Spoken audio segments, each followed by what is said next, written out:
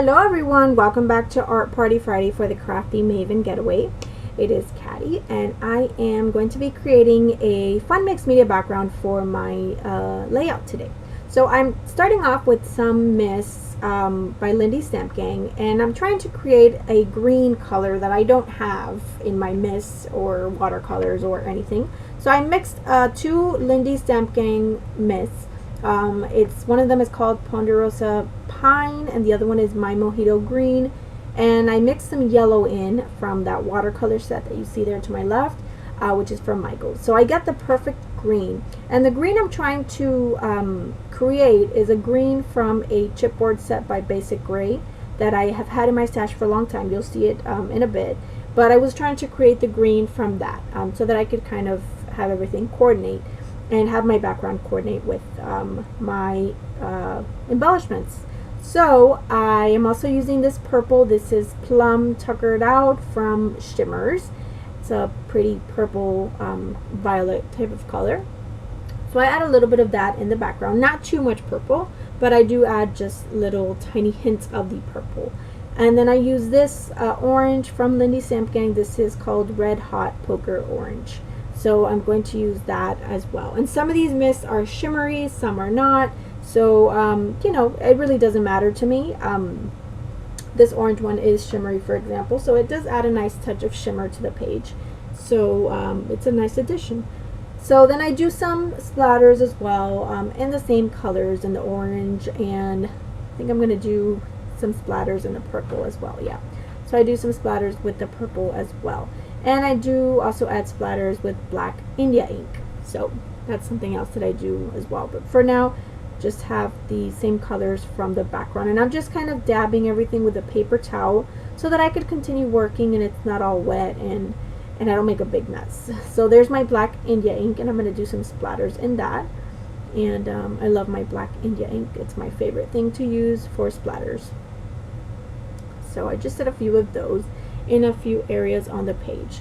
So this is going to come together very, very quickly. Once I had my background kind of how I liked it, it just came together pretty quickly. It's a simple layout. It's nothing complicated.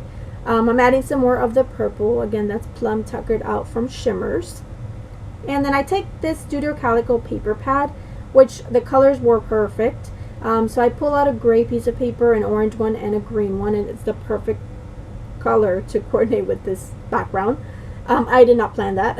I actually just pulled it out and it just matched. So then I wanted to add some gray to my background. So I take some gray from that watercolor, that pan set that I have there, and I'm just kind of shading in areas where there's no color. So that's all I'm doing, just adding some watercolor to that. And some areas I do lighter, some I do darker, just to add some more interest to that background. So I love playing around with watercolors. It's always fun, especially when creating a fun background like this one. So that's what I'm doing there. And I kind of have kind of like a backwards L, I guess, or like even maybe like a diagonal design. I don't know. It's just I didn't want it on one side of the page. I didn't want it on, you know, going down the center. I wanted my mixed media to kind of have this shape, and then the area in the center there is kind of where my picture is going to sit.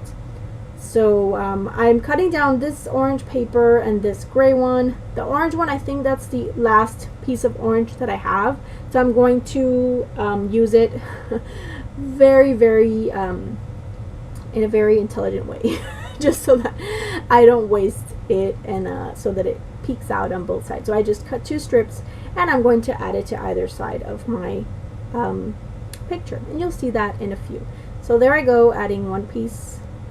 I'm going to take off that green piece from back there, and I'll just do a whole green mat, but because I have a whole sheet of 6x6 of that green, so I'm just adding the orange, as you can see, to the sides, just trimming it down so that it just looks like it's a whole piece that's behind the photo, and then I'm going to mat it all on this green. And then this gray I take and I add, I make like a little fishtail banner, and I do it on both sides, but I end up just leaving one of them. And I'm actually going to, and I should have just left both. I don't know why I didn't, but I don't know. It was bothering me. I'm actually going to add a piece of black cardstock to the back of that little gray banner, and I will do that off camera.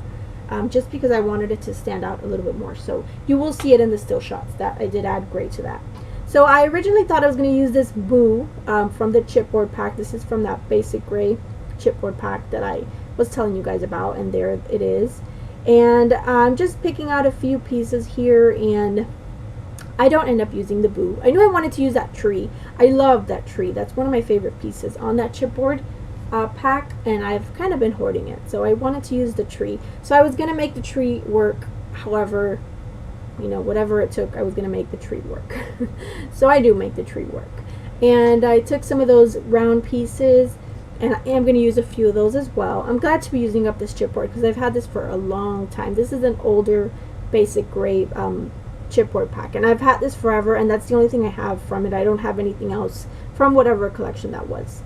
I use this chipboard frame as well, and I'm just going to use that there up top on the top left side of my photo, and that's just going to add some interest up there. Just getting my picture straight, and thought about using a doily, but I'm not going to use that. I pull out these stickers from, these are from crepe paper from last year's Halloween collection. I think it was After Dark. And I was thinking of using that Halloween, and then I take out the bats, which I am going to use, but I don't use that Halloween. I love that Halloween, but I didn't use it on here. Thought about using the Boo again, but Boo, it's not going to work. So the Boo does not make it on this layout. None of the Boos make it on this layout. Thought about sticking it on that piece there from the chipboard pack, but that doesn't work. So I go back to my tree, and then I just place my bats around my tree. And I really liked that tree there. I love that tree. And you can kind of see the whole background behind it, so that's kind of cool. It looks like it's kind of, you know, leaves on it, or, you know, I don't know. I just like the way it looked there. So I pulled out these basic gray letter stickers, and they're black, and they are circular. They're from the basic gray B-side collection from the sticker sheet, the letter sticker sheet. So I spelled out Halloween, and then I was looking for a 2016. I do put some cork ones down, but I actually won't use those cork ones. I'm going to pull out some thickers numbers that I have that are white glitter, and I'm going to paint them with my India ink as well. So you'll see that in the still shots as well.